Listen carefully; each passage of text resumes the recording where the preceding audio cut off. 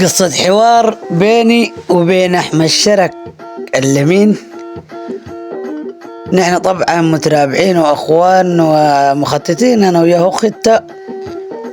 وقام قال لي عديلة أنا قلت أحمد شرك يا هذول اللي بيتبعني. مشينا نطلب الزواج قج الشرك ووقعني. درب الفارغة عليها يوماتي بيقنعني ودروب العمل بأي حجة برجعني.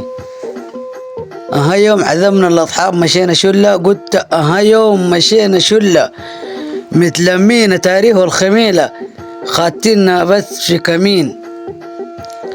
نقرنا باب السمحة جانا أبوها عاتي سمين قبل ما يسألنا يقول لنا مين. عايم فينا وبدأ يسب في الدين.